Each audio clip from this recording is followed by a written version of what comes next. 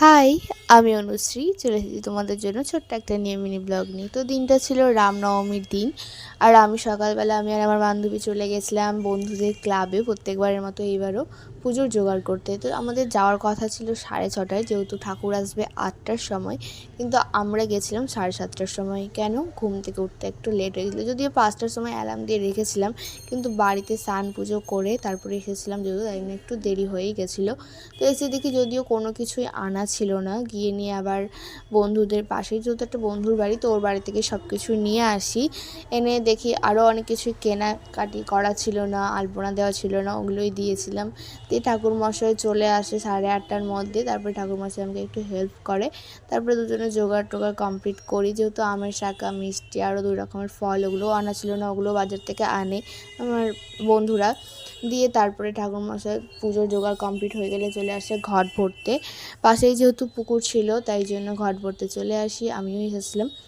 দিয়ে তারপরে ঘট ভরা কমপ্লিট হয়ে গেলে চলে যাই পুজোর কাজে। আর পুজোর কাজে যেহেতু দেরি হয়ে গেছিলো, আর ঠাকুরমশাইয়ের অন্য জায়গায় পুজো করার কথা ছিল, তাই জন্য একটু তাড়াহুড়ো ছিলই। আর আমিও যেহেতু কাজে আসবো, তো কিছু কাকিমা ছিল, যদিও কিছু কুচুটে কাকিমাই যাকে বলা হয় আর কি, ওরা কিছু করেনি। তারপরে এসে নিয়ে বলছে যে হ্যাঁ, ওরা তো বাচ্চা মানুষ, ওরা তো কী করতে পারবে, আমরা এসে করলাম, না হলে তো এত তাড়াতাড়ি হতোই না। যাই হোক, কী আর বলবো ওদেরকে দিয়ে, ওরা ওরকমই।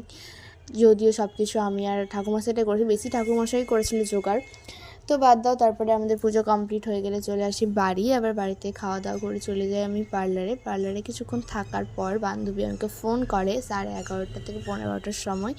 দিয়ে আমরা আর দুজনে চলে গেছিলাম জয় শ্রীরামের মিছিলে। আর মিছিলে গিয়ে ফার্স্টেই জয় শ্রীরামের যে ব্যান্ডটা, এটা কিনেছিলাম। তো ওটা না কিনলে মনে হয় না যে জয় শ্রীরামে এসেছি, আমার তো ভালোই লাগে দেখতে। আর তারপরে দেখো কত ভিড়, অনেকজন এসেছিলো। এর আগের বারের থেকেও এবার প্রচুর লোক হয়েছিল। যাই হোক, তো ততক্ষণে তাই জন্য মিছিলটা তাড়াতাড়ি বেরিয়ে পড়েছিল।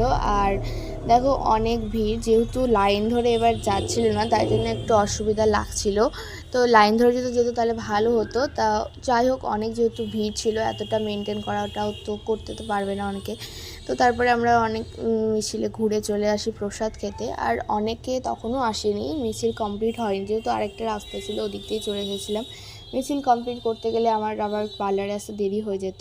তারপরে প্রসাদ খেয়ে আমি আবার কাজে চলে এসেছিলাম। আর তারপরে 8টার সময় কাজ থেকে চলে গেছিলাম বান্ধবীদের সাথে মেলাতে।